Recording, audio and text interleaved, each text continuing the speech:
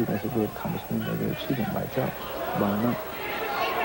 Sure is. It's just amazing. Some people can and some people cannot when it comes to longevity in any sport. And I'll tell you what, it was only 2 years ago that he won again the WBC light heavyweight championship. So he's a very consistent performer, and I can understand why that's what he's most proud of. Good lead shot there by Toney. See McCallum again just digging to that body. That's why he's called the body snatcher. Counter left from Toney. Take a look at the jabs, 3-2. This is the answer. I said it was a key. Guess what? They're dead even. So you see with these two guys, it's just so hard to choose. And this round is all their fights in microcosm. Toney's punches have been a little showier. McCallum has thrown and landed more in this round. I assure you, without even seeing the punch profile. There's a real nice right hand by Toney. But I assure you, McCallum is going to come back with 3, 4, 5, 6 more after that. Boy, when Toney does decide to get on his toes, he can make things happen. He tends to fight very flat-footed.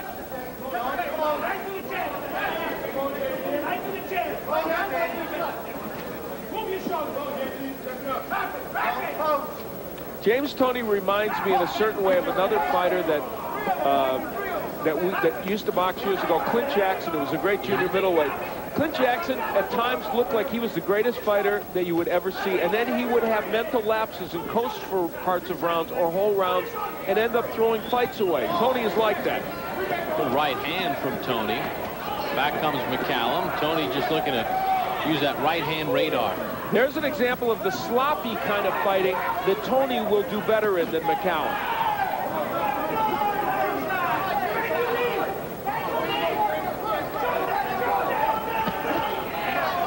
Final 10 seconds of round 3. James Toney, Mike McCallum for the vacant WBU Cruiserweight Championship. Connecticut, glad you can join us on ESPN's Championship Boxing. Round number 4 underway. James lights out Toney in the black, Mike McCallum in the blue. This for the vacant WBU Cruiserweight Championship. The third meeting between these two. Toney has a win, and they've fought to a draw. And now very close rounds. Every single one. It has been that way in their last 2 fights, and it is that way in this one as well. See, I've given Toney the edge in all 3, and you could easily flip those scores. Yeah, I've scored 2 for Toney and 1 for McCallum. But as our numbers will illustrate throughout the night, it is just razor close. In their first fight, McCallum threw more punches but landed just 3 more total punches. In their second fight, McCallum landed 139 more. And through 3 rounds, there's the number out. Toney had a nice edge in the last round in numbers thrown, and that's why that edge kind of ballooned up there. Nice combinations. James Toney's actually putting his punches together. I say actually because it's such a rarity these days. But see, look at him. Now, he used to do that regularly, and he did it better than that. When he was a super middleweight, James Toney was one of the best pure boxer punchers you could ever imagine seeing, and he's gotten away from that, which is tragic. So if he can get back to it, he'll be great again. Caution for a low blow. Ironically, in their second fight, Mike McCallum had a point deducted in the 8th round when he threw a low blow.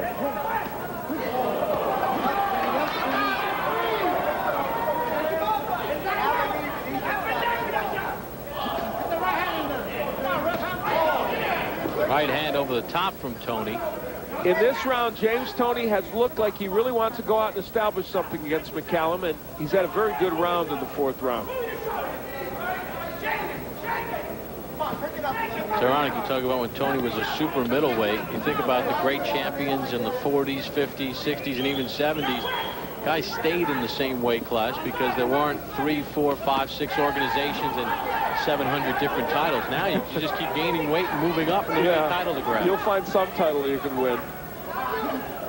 The best weight for James Toney absolutely is 168. He might dispute that. Now he is all the way up to cruiserweight, but that was the best for him.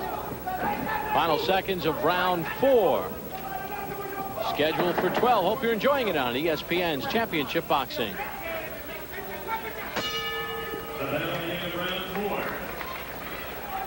Heavyweight champions, Roy Jones, Virgil Hill, Darius Michalczewski, and of course Hill has 2 of the titles, and interestingly Hill will try to unify part of that in Germany against Michalczewski. The reason we show you that is really that's the weight class probably James Toney's going to have to try and win a title in. It's where Roy Jones is, where he claims he wants to go, and those are the light heavyweight champions he can go after. Don't punch, don't punch. That's where the money is. That is the notoriety. And I'm going to refrain from using the catchphrase about showing us where the money is. Get out of there. What's up, come on. Listen to McCallum cautioning Toney himself. Keep the punches up, man. I think that's the referee's job. And by the way, Steve Smoger, one of the very best referees in boxing today. Nice right hand by McCallum. Mike McCallum has become more and more of an arm puncher as life has gone on, and that has not stood him in good stead. It's not helping him tonight. Toney working the body, McCallum to the head. Little roll reversal. This is round number 5. McCallum has 8 fifth-round knockouts in his career. Toney has 6. Take a look at the numbers in round 4. A good round for Toney. The last 2 rounds have been excellent for James Toney. He started to really establish something in this bout.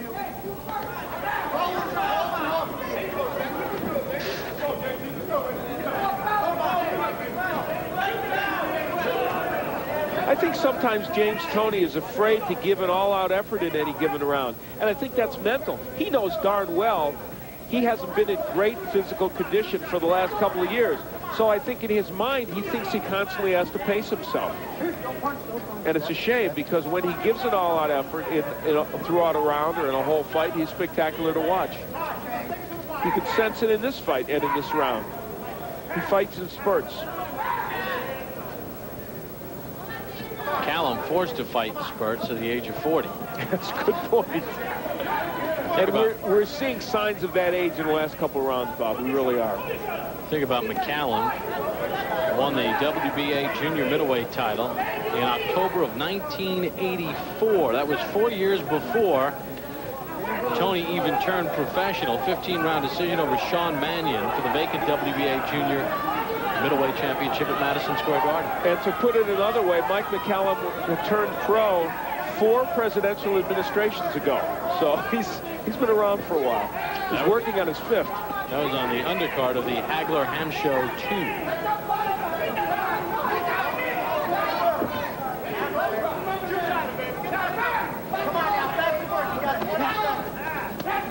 2. Little left inside, short left by Toney, and a right on the top.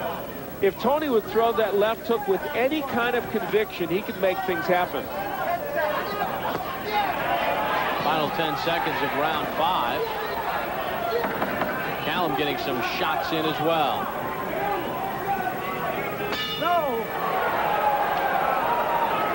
Again, brought to you by Bud Light. This Monday night, February the 24th, we started off in the Big East. Syracuse and Providence. Then number 1, Kansas, travels to Oklahoma to take on the Sooners. And then at midnight, Utah, led by Keith Van Horn, squares off against Rice at midnight. Big Monday, presented by Bud Light on ESPN. It's getting close to Final Four time now. March Madness. Looking forward to that. Still lots of college basketball actions to go. I'm sure all the conference championships will be here on ESPN. And how about Dean Smith turning things around? I see McCallum in that Tar Heel blue. North Carolina, a big win today at Maryland. All the highlights coming up, of course, after boxing on SportsCenter with Carl Ravitch and Linda Cohn. Toney taking it to McCallum here, trying to push him back.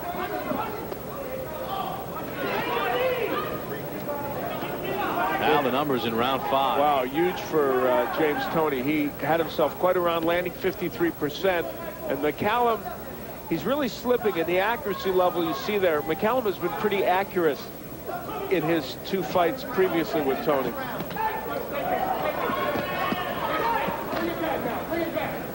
For the most part, Toney has been the aggressor.